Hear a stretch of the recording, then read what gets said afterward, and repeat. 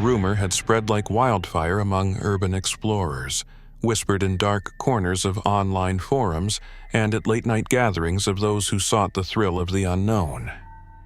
It was said that somewhere in the city's forgotten district stood an old, abandoned building, a relic from a time long past. No one knew who had built it or why it had been abandoned. Some said it was cursed, others claimed it was haunted, but the most chilling stories spoke of something far worse, a place where reality warped and time dissolved. We were never the type to resist such a challenge. Our group, driven by the need for excitement and danger, had explored countless abandoned buildings before, each with its own history of decay and neglect.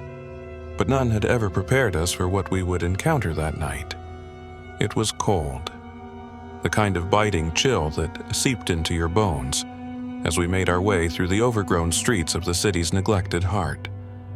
The building loomed ahead, shrouded in shadows, its windows dark and hollow like the empty sockets of a skull.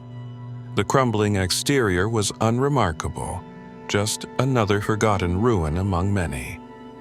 But as we approached, something felt wrong. The air was thick with an unnatural stillness, as though the world outside had ceased to exist. No sounds of distant traffic, no wind rustling through the trees. Just silence. Inside, the atmosphere was suffocating. Dust covered every surface, and the scent of mildew clung to the air. Our flashlights pierced through the darkness, revealing a vast, open lobby, its walls lined with appealing wallpaper and old, faded paintings. But at the center of it all stood the staircase. It spiraled downward, disappearing into the earth, its steps worn from use yet untouched by time. There was no upper floor, no indication of where it might lead. We exchanged uneasy glances, but no one spoke. We were explorers, and this was what we had come for. We began our descent. At first, it seemed ordinary enough. The steps creaked underfoot, and our flashlights cast long, flickering shadows on the walls. But as we went deeper, the air grew colder, heavier. It felt like the walls were pressing in on us, and the further we descended, the more oppressive the atmosphere became. The first floor we reached looked like any other. Dusty, abandoned, with long-forgotten furniture scattered about. But something about it was unsettling. As we moved down the corridor, we noticed the clocks. Old, rusted things, their hands spinning in different directions, ticking out of sync. Time, it seemed, was no longer reliable here. We checked our phones, but they had all stopped working. It felt like hours had passed since we'd entered the building, yet the staircase stretched on, as if mocking our sense of time. By the time we reached the next floor, things had become stranger. A thick, unnatural fog clung to the air, swirling around our feet. Shadows moved within it, darting just beyond the edge of our vision. At first, we thought it was a trick of the light, our minds playing games with us in the dimness. But the shadows had form, though we couldn't make out what they were. They seemed to shift and twist, always just out of reach, their presence sending shivers down our spines. Whispers began to echo through the fog, soft, indistinct, but persistent. They slithered into our minds, filling our heads with dread. We couldn't make out what they were saying, but the tone was unmistakable. They were warnings, threats. The feeling of being watched, of something lurking just beyond our sight, grew unbearable. Yet, we pressed on, unable to shake the compulsion to go deeper. The next floor was worse. The hallway was lined with mannequins, dozens of them, standing in frozen, lifeless poses. They filled the rooms, their blank faces staring out into the darkness. As we walked through, their heads seemed to turn ever so slightly. It was subtle at first, but soon we all noticed. The mannequins were watching us, their eyeless faces tracking our every movement. Panic set in, but we were too far gone to turn back. By now, the staircase felt endless.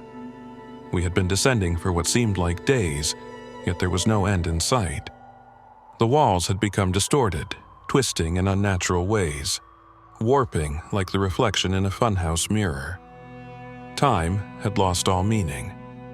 We tried to keep track of how many floors we had passed, but it was futile.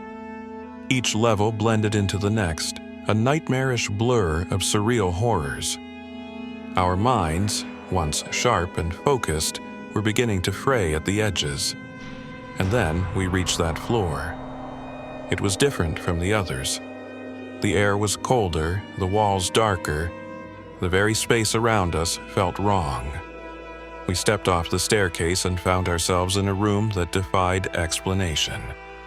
Each of us saw something different, something personal, something that had been buried deep in our minds, something we had tried to forget. For me, it was the sound of my mother's voice, calling to me from the shadows.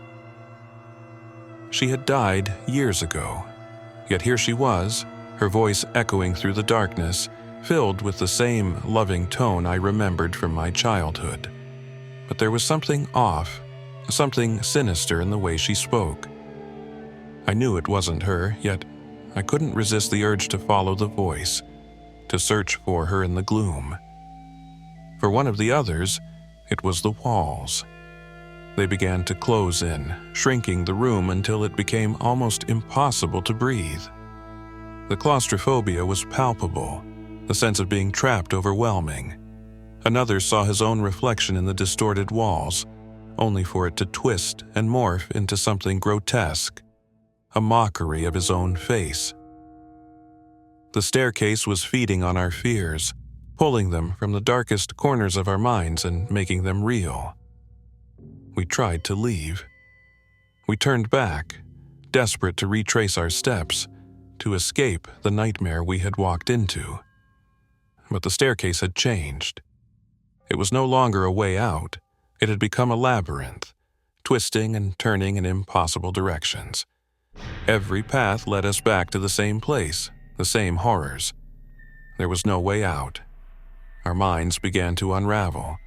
The floors, the walls, the staircase itself, everything became a blur of confusion and terror. Time slipped away, lost in the endless descent. We had no idea how long we had been trapped. Hours, days, weeks.